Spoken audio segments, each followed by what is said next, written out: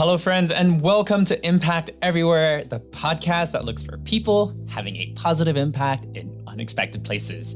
Today, we have Marcus Eriksen, the co-founder of the 5gyres Institute, here with us. And I'm really excited because he's had such a crazy career and is probably one of the most interesting people that I know. Marcus and I met on a boat in the North Atlantic Gyre during an event organized by the Ocean Plastics Leadership Summit. And I remember just being captivated by his ability, not just to understand the science, but also to deliver a story. And so I knew I had to invite him onto this podcast. Marcus has done many crazy things over the course of his lifetime, some of which you're going to hear today. But my favorite is probably that the science that Marcus worked on is responsible for the banning of microbeads in the United States. In this week's episode, Marcus dives into what the perfect blend between arts and science looks like, the tiny changes that we can make in our lives in order to gauge what information is good and what information is bad. And last but not least, the best way to move people from knowledge into action. This is Marcus Eriksen, and I've just asked him how he felt now that the pandemic has taken a lot of the wind out of the sails of the ocean plastics movement.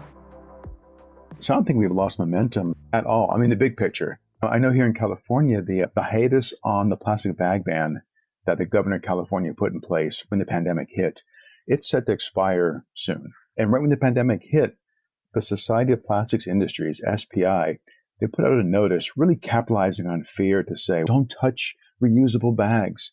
They can hold COVID. And that created so much fear. And then lots of states were saying, wait a minute, just pack your own bag. Bring your own bag and you pack it. Don't expect frontline workers to do it. So we saw some industries taking advantage of the fear and the fear mongering around the virus being on disposable plastics. We have seen a rise in disposables, lots of gloves and masks. I see gloves and masks on the ground. Every walk I take in the morning in my neighborhood, they're there. But I think that's a blip. I've had a chance to interact with the trade group that makes PHA, this new biomaterial. I spoke with the folks at the Ocean Plastic Leadership Network yesterday, another company called Noon that's making a product they want to find alternative to plastic. The conversation is still alive. But what I'm seeing is people are also talking about what does the post-pandemic world look like? There's this moment we can shift. We can shift all these systems, kind of a holistic approach to what is the world that we want. So the world we're in now is very much based on the exploitation of materials and greed and the amassing of wealth. And I think people are realizing now from the pandemic that the reach of globalization has made us so vulnerable. Our supply chains are threatened. I think the globalization of ideas rather than globalization of stuff. And that's the mindset I see that people are shifting toward. So I feel this blip, the increasing use of single-use plastics, is a temporary fear, but I see the post-pandemic world being a huge wake-up. Almost like the way the social movement around racism and injustice has had a huge growth in the last few months. Then we'll see the same thing for sustainability.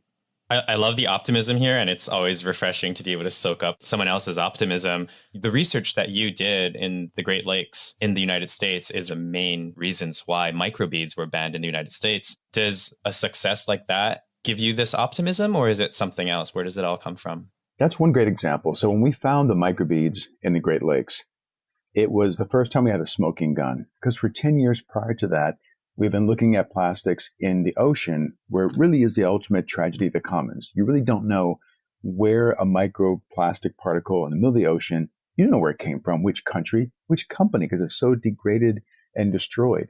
So while I was able to take a jar of ocean plastics and sit in front of the CEO of Procter & Gamble and say, look, this is what the ocean's like, and knowing that the Procter & Gamble makes millions of tons of plastic products, and for the CEO to say, how do you know it's mine?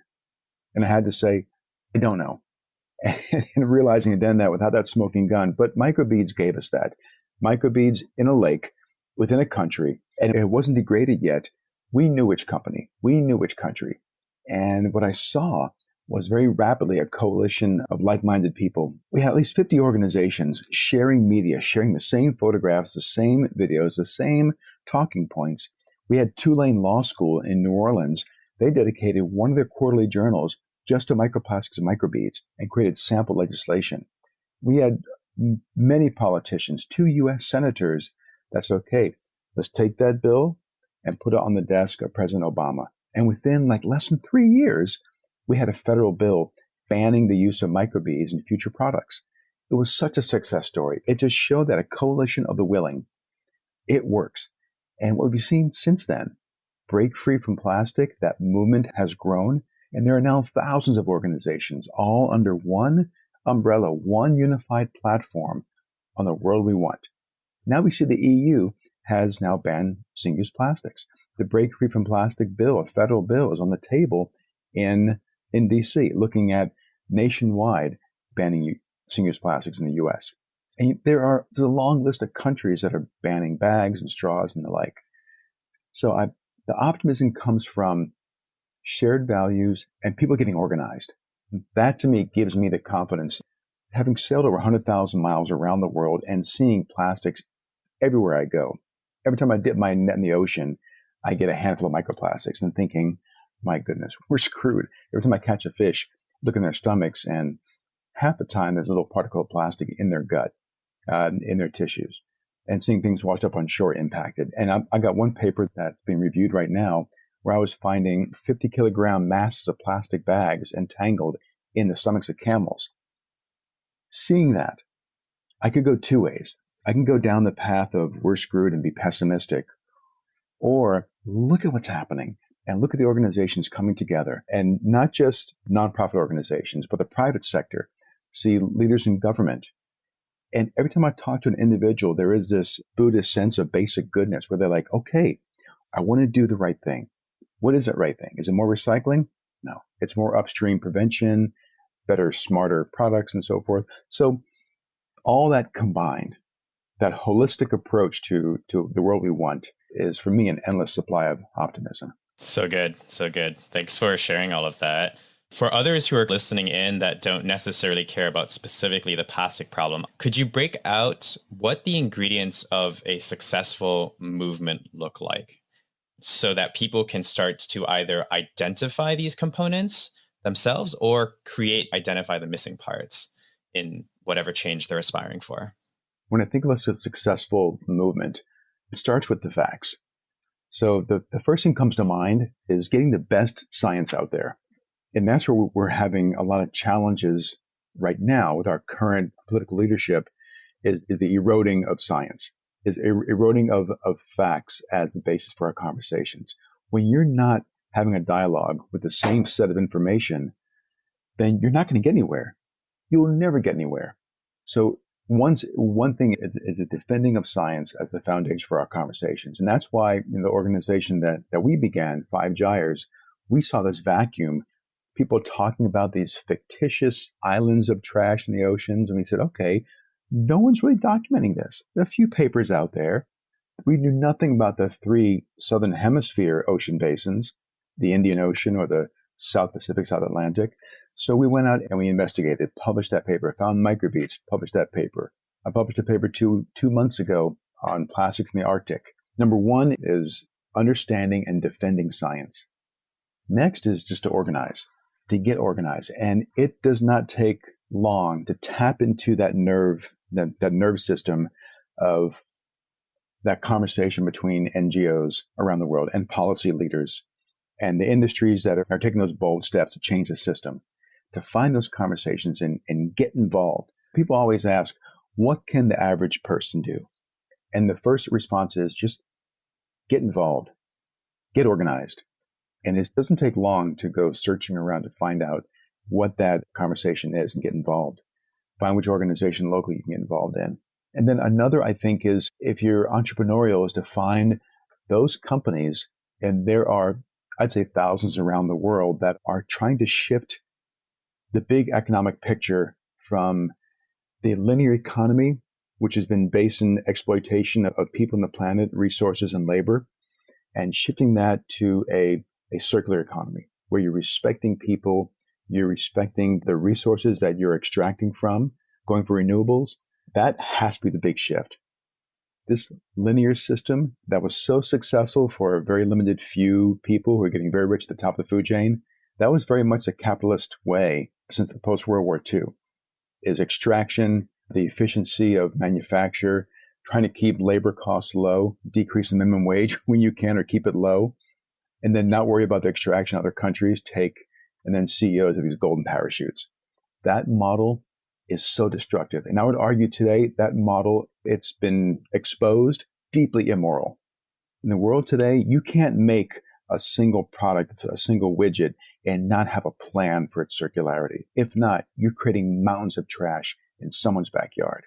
So I think find those companies that understand that and are looking for circularity and support them, invest in them, work with them, and supporting the private sector in that sense, getting involved yourself as a citizen, and then supporting science, really understanding that we all have to work by the same rules. That's great. I have so many questions because you've covered so much here at the same time.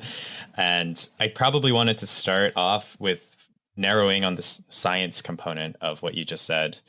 And you mentioned that in this era, there is an erosion of trust in science.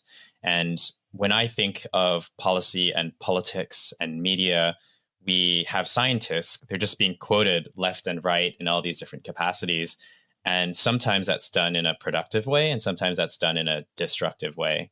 When you say we need to understand and defend the sciences, what exactly does that mean, and what does it look like? That's a tough one because, unfortunately, the way the world has evolved, you have trade groups producing their own science and really fancy-looking trade publications that often contradict the science published in peer-reviewed journals. And then among the peer-reviewed journals, there are so many predatory journals out there. I can't tell you how many solicitations I get from these journals I've never heard of that want to publish whatever I'm producing, regardless of peer review, for a small fee. So those predatory journals exist. If you think of how science was regarded back in the 1950s and 60s and before, science was on a pedestal. Once a science comes in, 9 out of 10 doctors say blah, blah, blah. That becomes the rule of the day. Today, you get the science you want. You get the science you pay for. So I think there's a need for a critical assessment of the kind of scientists that we're listening to. And the kind of science that I aim to be is what we call an honest broker. And there are many kinds of scientists. There are scientists for hire that just do whatever science are paid to do. There's a pure scientist just wants to do the science because he or she likes doing science. But the honest broker really chooses the science that he or she does, understanding that there is social environmental benefit at the end of the day. And that's science that he or she aims to do. And that science then gets published in a high-level peer-reviewed journal. In Science or Nature, I published mine in PLOS ONE, the Marine Pollution Bulletin. So you try to get your papers in the highest journal possible. That's peer review. When we talk about defending science, it's first understanding the kind of scientists we want to listen to and where we get that information. There is such a flood of information out there now. So I often joke with my wife and friends that the internet is there to validate whatever beliefs you already have. If you can get beyond that, and as policymakers, as companies, when you go to formulate an opinion or to put some information out there, to go to the scientists and be willing to be pragmatic. Listen to what the science says. And if the science contradicts what you're trying to say, then just go with that. Okay, so this is super fascinating. What I'm hearing from you is that not all sciences are created equal. What is an easy way for someone like me who isn't a scientist to judge what is good science or bad science, or maybe good knowledge versus bad knowledge? The way I see society using knowledge, and so often I see people looking at secondary sources of information. Like I still get people asking me, tell me more about that garbage patch. And I'm like, come on, that's a decade-old misconception. But if you're looking at secondary sources for information, someone else's analysis of someone else's report, you're not getting the best information to make decisions. So I often tell people, if you're going to come to me with questions or have a conversation, let's go to the primary sources. And those primary sources, you have to ask who was making that data in the first place. So I often look at some of the top peer-reviewed journals and get my information there. Like I read a ton of abstracts. There's no reason why a CEO of a company, or if you're an ED of an NGO, or a private citizen, or a leader in government, read abstracts as well. Get adept in the language of science. And don't write it off as being too technical. You need that. If you're not going with the primary literature, as your source of information, imagine if you have $1 million to invest and you're taking information from a secondary source. The chance that you're going to waste your money by going down a rabbit hole that's rooted in misinformation and you're going to waste time and funding is too great not to do your homework in the beginning and go to the primary literature to get your facts straight. So I often tell people that are making these big decisions who lead NGOs or companies or leaders in government, do your homework, get the best information available. And I'll often send people to other experts and say, this person should be on your advisory council. Go to the primary literature. Again, I tell people, don't look at the secondary literature. Go to the people who published it. And there you'll get the information without the spin. I think that works very well for companies, entrepreneurs, people who are building entire incentives or initiatives on the back of science. So you really want to make sure that science is good from a risk mitigation perspective. As far as public opinion goes, they're always going to be getting their information from like a convenient media source. And so this relationship between media and science is a really interesting one, because on one hand, it's what's allowed for movements like the plastic movement to really blow up and gain a lot of steam. But on the other hand, it's always going to be that secondary source that you just described. How do you see the relationship between media and science being more responsible and more effective so that we don't end up in these sort of tropes? That's a difficult one. And you have to get the politics out of media. As you're asking that question, I was thinking back to when I was a kid.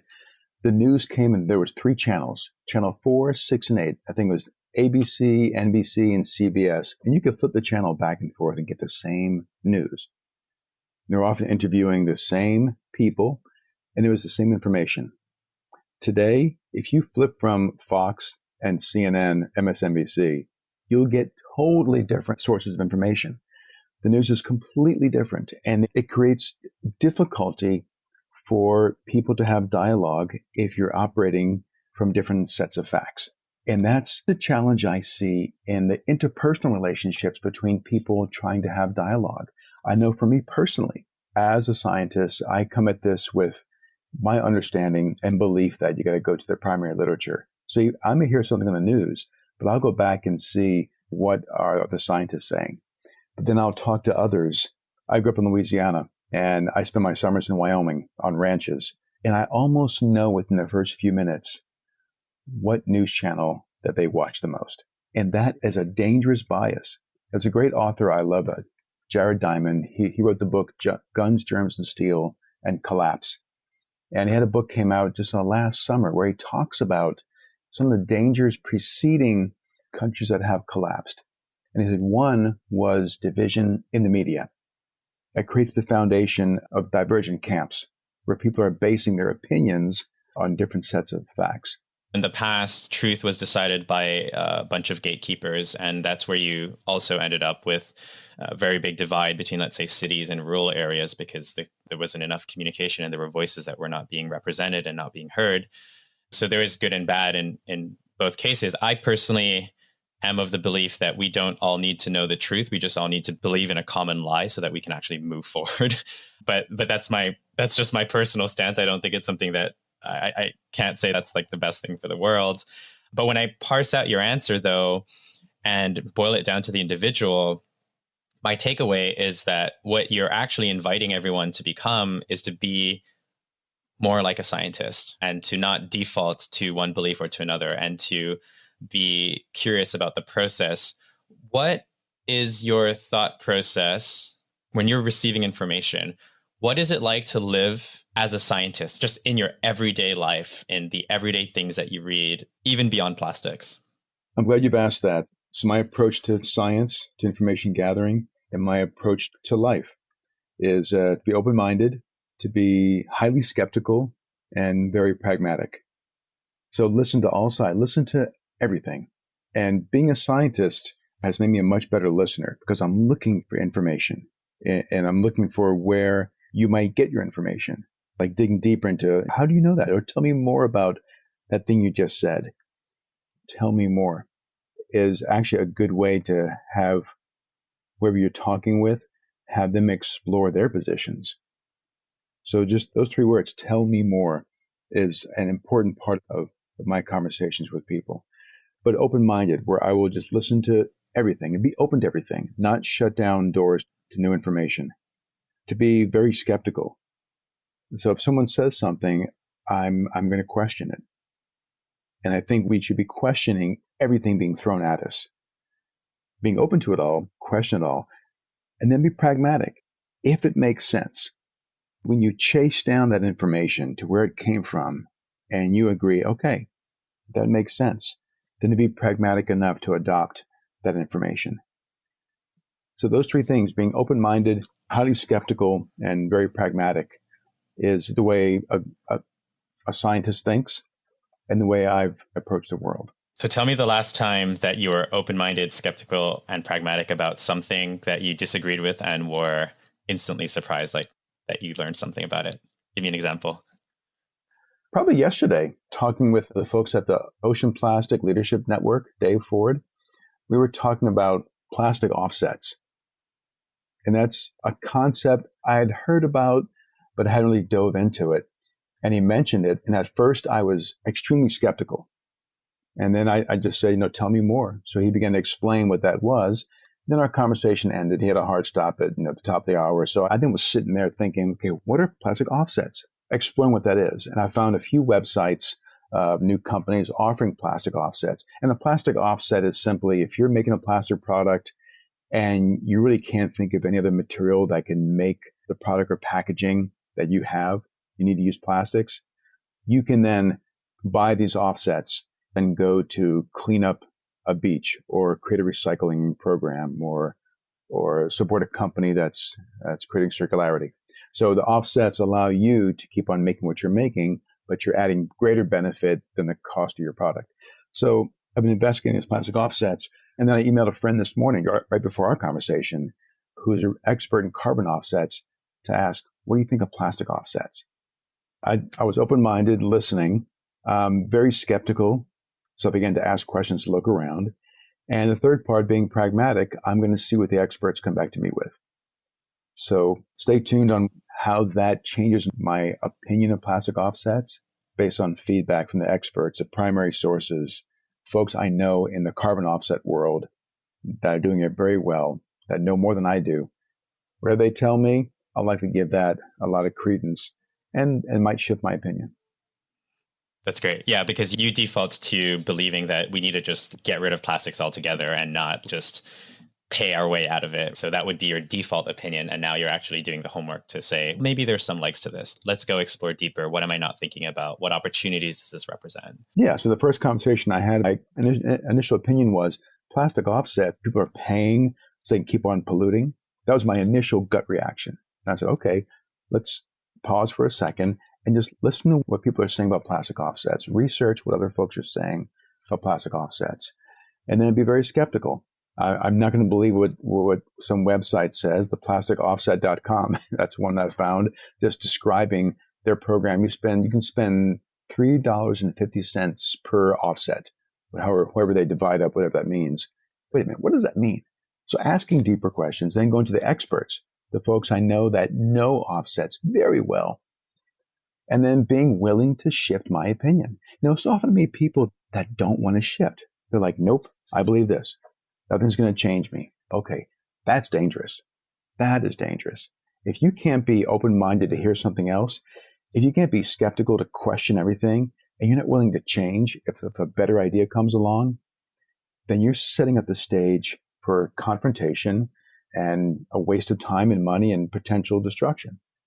All good. Let's take a break from this really heavy conversation and go a little bit into your personal story. This is all great, but I just want to shift gears a little bit here and talk about you as a really special human being. So you started off life as a Marine and then somehow ended up with a PhD in the sciences, and then ended up starting a nonprofit subsequent to pulling a number of different stunts to attract attention to the plastics. Walk me through these different phases of your journey and a couple lessons that you picked up along the way.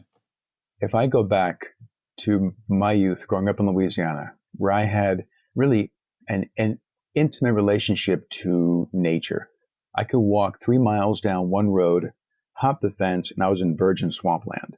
And I was catching alligators and snakes and turtles as a kid. When I was 15 years old, my mother said, go ahead and build this pond, the zoo in your backyard. I had 11 snakes in aquariums, had a baby alligator walking around, and 96 turtles in a homemade lake.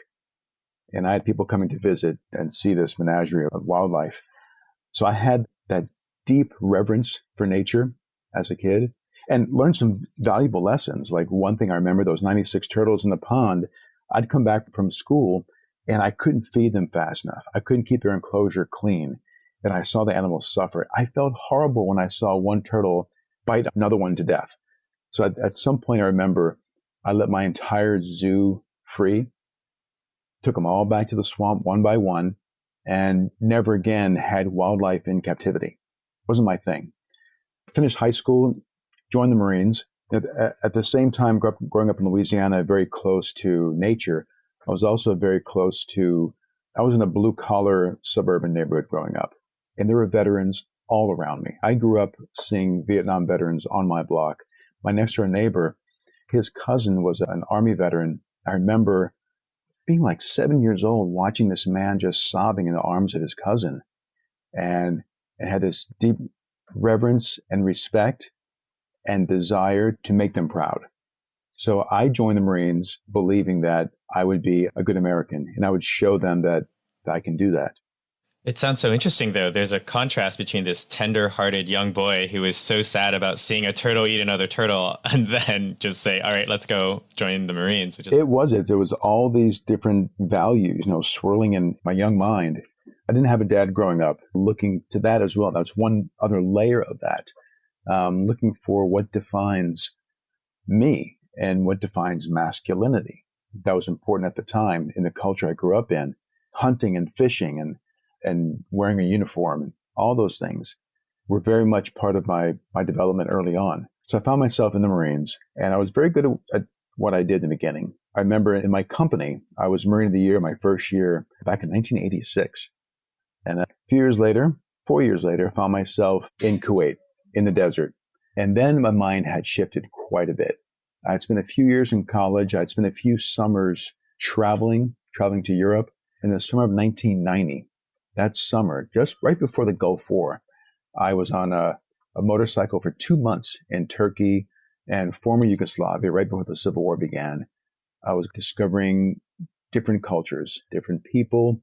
I remember hearing the call to prayer in mosques in Istanbul and throughout the country and thinking, I want to come back here. I want to explore this culture more. I didn't realize it would be in a column of tanks 6 months later, going into Kuwait, hearing a call to prayer again in Kuwait after the liberation of Kuwait City in February 24th, 1991. And that experience, that was a game changer.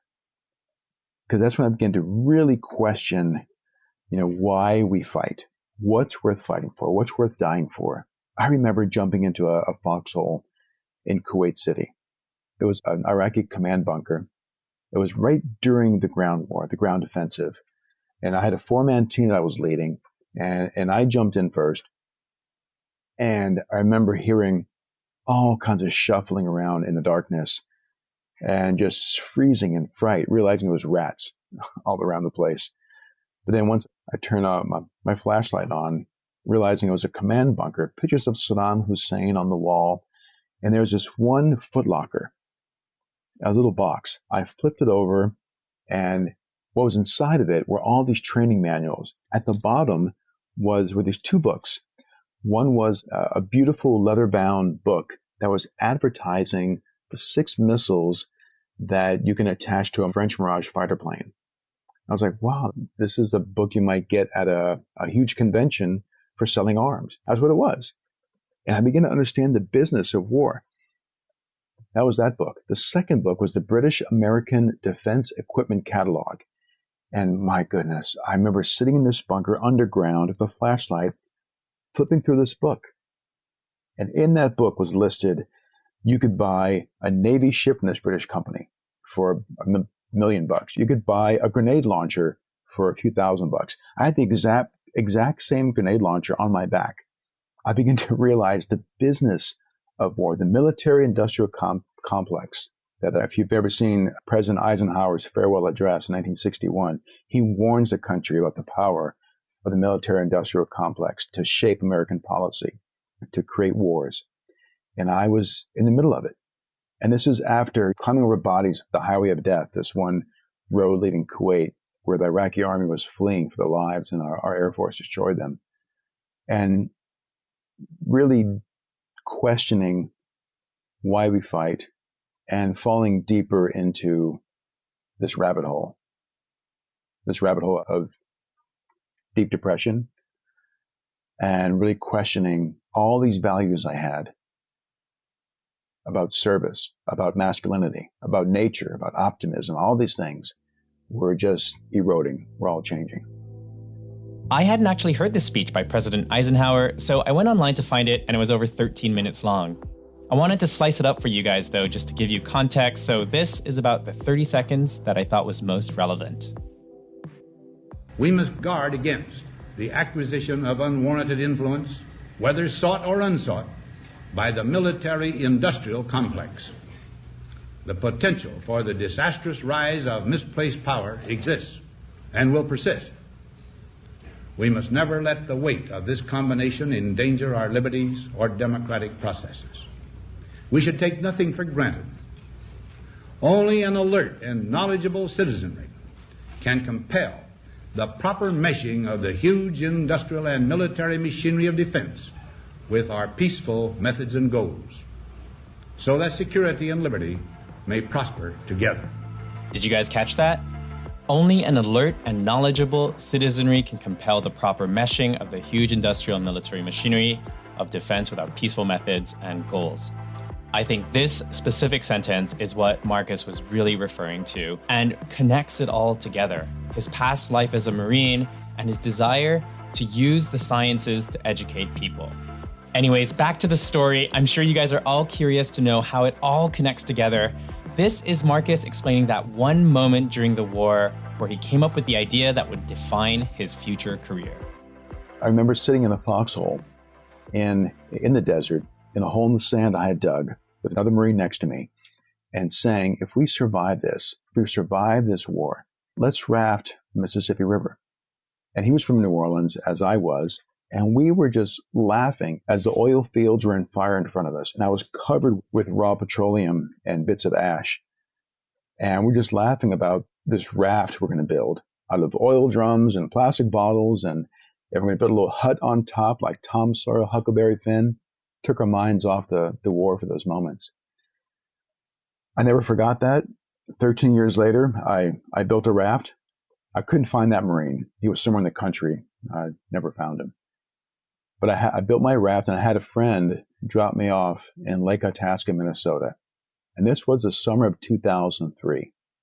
This was after I'd been really heavily involved in the anti-war protests, protesting the most recent Iraq war. That summer, I built a raft, got dropped off, and I began to float down the Mississippi. I spent 5 months floating from Minnesota to the Gulf of Mexico, and hope came back. My love for nature came back. I watched eagles hunting walleye. I had a huge buck, a deer, jump over my raft. I was catching fish, living off the river a few times, just roasting fish and open fire on the banks of the river. And I met the most amazing people. I had people take care of me. People would give me food, give me clothing, help to weld my raft when things broke. It was a pretty amazing, life-changing experience in a very good way. I reclaimed my hope and optimism. My love for nature was stronger than ever. And my belief in the basic goodness of people, that people want to do good. When we form groups, we create these ideologies unwilling to change, these non-pragmatic ideologies, we become dangerous. But individually, people just want to do good. But what I saw also on the river was a never-ending trail of plastic trash. And at that point, I fell in love with the river.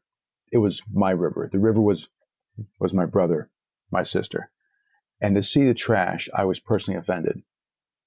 And I saw so much of it. Almost every time I'd go to the bank of the river, I could see piles of trash. I could see piles from someone's home remodeling project, tons of roofing tiles or bathroom fixtures crushed, and plastic trash everywhere. There was always a styrofoam cup or a plastic bottle floating by. So when I got off the river in 2004, January 2004, I put my raft on the back of a trailer behind my van, and I drove back to California. And I drove to the home of Captain Charles Moore, the man who discovered the garbage patch in the Pacific Ocean. And I simply said, I got to see this pile of trash in the oceans. And he handed me a stack of research papers, and he offered me a job. He said, look, if you're going to work with the Algalita Foundation as a scientist, as an advocate for change, you got to know the facts. He gave me a stack of papers. It was maybe 25, 30 papers. That was all that was known at that time. Now there's a research paper coming out almost every day. If I handed someone a stack of papers, a new scientist, it would be thousands and thousands of papers. We know so much now. But at that time, 2004, late 2004, was my introduction to this emerging issue. And what I discovered was so many gaps in the knowledge, so much needed to be known, and I had such a strong belief in science. You got to work with the facts. And I had such a deep reverence for nature and a belief in the goodness of people that when I met Anna Cummins, my wife today, we decided to fill some of those gaps information. And the biggest gap was, where is the trash in the ocean? How much is out there? Where is it coming from? And what harm is it causing? And that was the birth of the 5gyres Institute back in 2010. Thanks for sharing all of that. That was, I'd never heard that backstory before. And this intersection of love for nature, but simultaneous belief in people, I think is that secret mixture. Because if you don't believe that people can change and that people have the best of intentions, then you can just go through this life feeling depressed and hopeless. Just for fun, do you remember the name of that Marine? Just in case some random listener of this podcast might actually know who this guy is. Shelby Theriot. Shelby Theriot. Theriot. Cajun name. Amazing. Yeah, I tracked down every Theriot in Louisiana. Couldn't find him. I hope that you get to find him one day. It would be such an amazing story. So from discovering plastic floating down the river to then going to the source of knowledge, who's Captain Charles Moore, and then instantly meeting your wife and subsequently proposing to her, I think, in the Gyre, which I think was romantic. You've learned a lot. So at some point, you moved from just trying to absorb knowledge into also marketing that knowledge, right? Part of one of the really interesting things that you did was create a raft out of plastic bottles and an airplane fuselage. How does science and narrative tie together? Like, how do you weave the two together to create the most effective means of communication out there? Storytelling is so important. There are so many obscure journals. There are millions of publications a year that just get buried. So if you're not telling a story around your narrative, like when we published the paper on microbeads in the Great Lakes, it was one part of a greater narrative. And we knew, okay, here are many organizations. We can all work together. You're a filmmaker? Okay, here are some of the shots that we took, and you can find your own footage. And okay, you are a storyteller. You write policy. So it became this wave, this avalanche of information and collaboration to tell the same story. If not, the information gets buried and it gets forgotten so quickly. I've had a few papers published where they get a few days of play and that's it. They're gone. And now I know you got to build narrative around it. And it's a great storyteller that is my guru, Randy Olson. He has a book called Don't Be Such a Scientist. And it's about narrative. And he has something called the ABT, and, but, therefore. If you look at the greatest speeches in the world, the Gettysburg Address, Martin Luther King and his Sermon on the Mount, those speeches, they employ the ABT. They'll give a few ands, here's a fact, and here's a fact, and here's a fact, and here's a fact. But here is the threat. If we don't do this, is going to happen. Therefore, do this. And it's a very clear path from information to action. Randy Olson's ABT is something I swear by. And you can use it in conversation. Almost every blog that I write is often ABT. It's very succinct. Your ands, your but, this is the problem, and therefore do this. It works every time. I think you really have to carry a narrative with your science story. The other risk is if you don't, somebody else will. Someone could take your story and say, someone could easily have said, microbeads in the Great Lakes, not a big deal. They are going to flow out to sea, they'll dissolve, they'll sink, and not a problem. If we hadn't told our own story, someone else may have done that for us. So I think you have to create your narrative as the science is developing.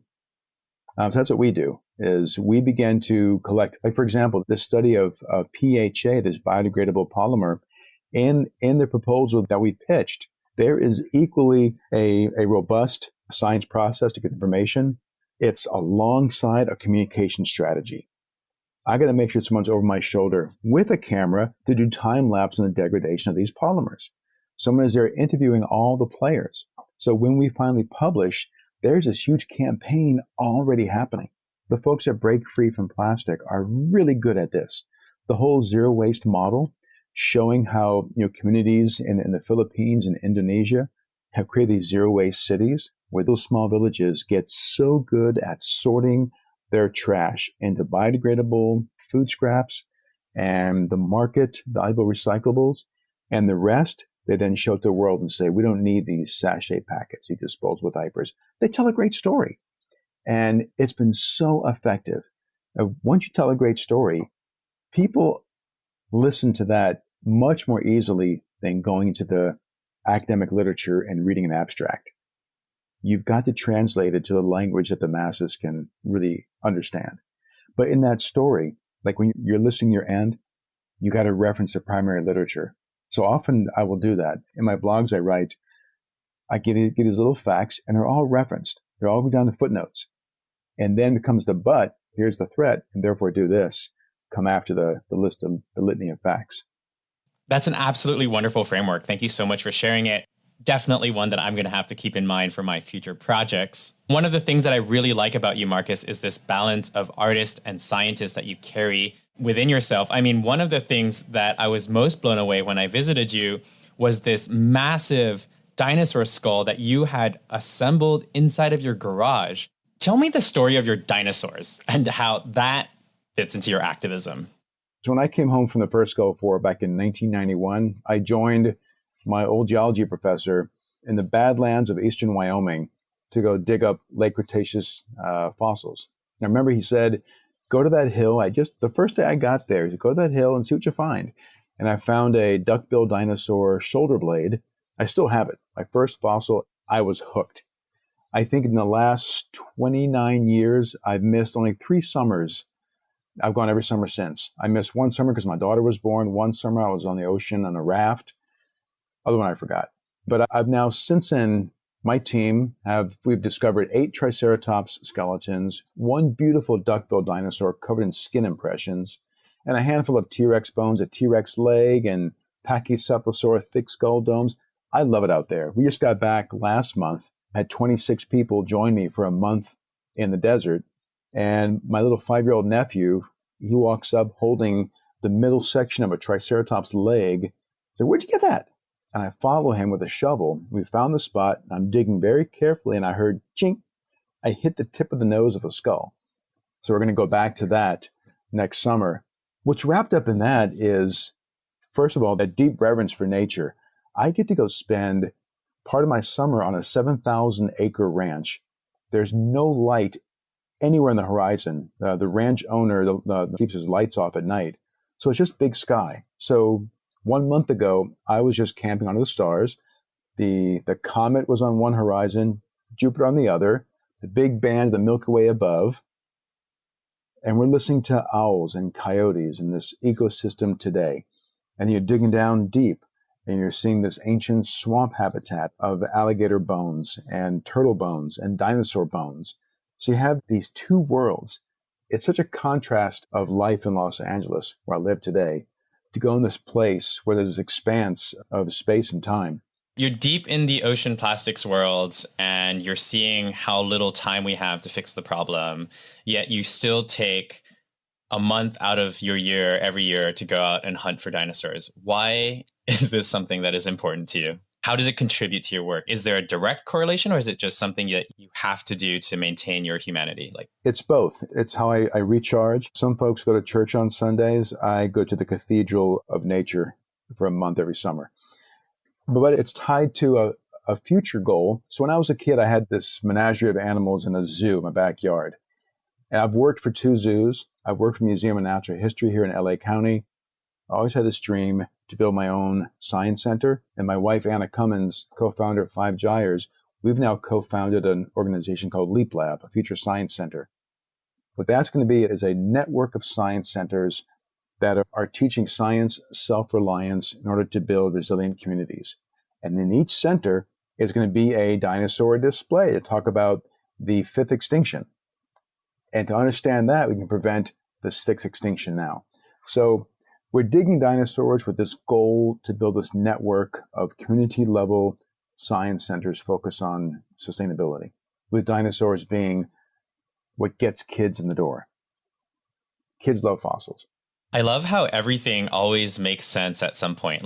20 years ago, when you started collecting dinosaurs, it wasn't about creating Leap Labs yet. By simply pursuing something that you believe in, and there's always a connection somewhere that it can then expand into. It all makes sense eventually. Yeah, yes, it always comes full circle. So yeah, okay. Back to the camels then. You were going to say something about camels in the Gulf. I'd love to hear. I just want to hear that story. I don't know if we'll find an angle in, but tell me about it. So it was interesting. I'd met some folks from a filmmaker from Qatar, and she had friends in Kuwait. We began talking, and within a few months, I was invited to come to Qatar and Kuwait and Dubai and Oman and investigate plastics. And I brought my trawl, my net for surveying the surface of the Gulf of Arabia. And I met a veterinarian in Dubai. He said, "You want to see plastics? Come with me." So we went 60 miles deep in the desert over these little rolling sand dunes. It was just weirdly nostalgic, where I'd been almost 3 decades earlier.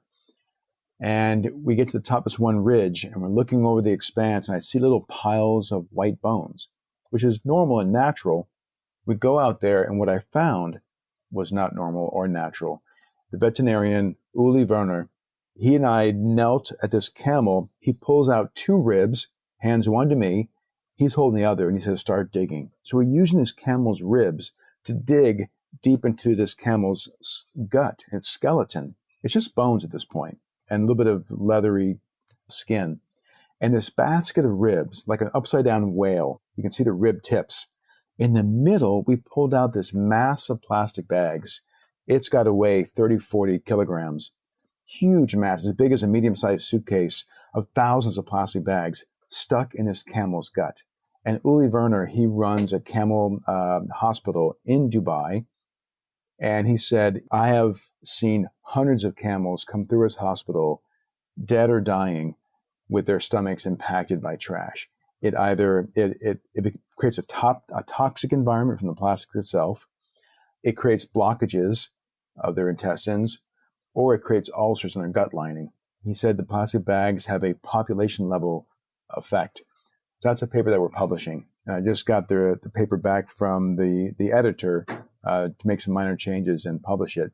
To go out there in the desert and do this, again, it felt like it was exploration, being out in nature, and doing this for a greater good, to understand a problem and find a solution for it. So to come full circle to our conversation, we now have this paper about to come out. And now we're thinking, what's a communication strategy? What can artists do with that knowledge? I would ask you, Ben, if I handed you a 50 kilogram mass of plastic bags that came out of camel's gut and told you the story, what would you do with it? I got 5 of these in my garage. What would you do with it? I leave that for you to figure out if you want. But that's where I understand that the abstract in the paper that we've written is not a communication strategy. It is for a small group of scientists, but to actually have that knowledge drive impact. We need the artists to come in, take the science, and run with it. Oh my gosh, that is so cool. All right, listeners, that was your cue. If you know any artists that want to play with plastic bags that were inside of camel guts, you know the person to reach out to. I'm probably going to have to toss my name into the hat because that's a pretty unique opportunity. But anyways, I want to end this podcast on one last question just because we're running out of time. And that is, Marcus, if you had a megaphone to the world and you could invite everyone to do one thing differently, what would that be? I would invite people to organize. I would invite people to get involved and organize and not be complacent. If you are complacent, then you are part of the problem. I feel that we're at a point in the trajectory of civilization where we have to go one direction or the other. If you look at in my lifetime, population has doubled from just around 4 billion, now just under 8 billion in just my lifetime thus far. Resource scarcity, pollution, overpopulation, all these things is what creates ecological systems to collapse. So which direction do we go? Do we continue the status quo, this linear economy of extraction, exploitation of people and resources? Or do we organize and activate and shift? So I ask the individual, what's your choice? Are you going to sit back and be complacent? Or are you going to join the movement going in this new direction? You got to make a choice. There is no middle ground. So that's what I ask people. Where do you stand? Beautiful. Thank you so much, man. If people want to collaborate with you, whether they're artists or scientists or just volunteers, how should they do that? Where should they reach out? Go to 5gyres.org or info@5gyres.org. You'll get into our network. You'll organize with us. And we have a few campaigns on the horizon. One's called Trash Blitz, and it's a community level understanding what your community's trash footprint is and how to activate locally. But come to our website and get involved, and we've got a lot of really fun collaborative things on the horizon. All right. Thank you so much for your time, Marcus. That was really great. Thanks for opening up and sharing your personal story as well as all the work that you're doing. My pleasure. Thank you. Alrighty, guys, how awesome of a human being is Marcus Eriksen. Make sure to reach out to him at the 5gyres Institute if you want to volunteer, support, or help out. He organizes amazing trips, at least when COVID isn't going on, to the Galapagos and others to conduct his scientific experiment. I'm kicking myself a little bit because I had the opportunity to go to the Galapagos last year and turned him down. Unfortunately, I had other plans, but hopefully when this whole COVID thing blows away, I can join him again. Anyways, if you enjoyed this week's episode, make sure to go to impacteverywhere.org where you can find out more about Marcus with a bunch of links, graphics, and all that other stuff. And of course, if you're enjoying what you're listening to, please take a couple minutes to go and leave a rating on Apple Podcasts. It makes a huge difference. Next week, we have a really interesting individual by the name of Josh Balk, who is the Vice President of the Humane Society of the United States, as well as a co-founder of Hampton Creek, which has changed their name into Just. Josh is responsible for leading the most successful legislative campaigns for farm animals in the United States, and is one of the main reasons that cage-free chickens are becoming more and more common today. I can't wait to bring his story to you guys. It's super inspirational. But in the meantime, I hope you guys stay inspired because impact is everywhere.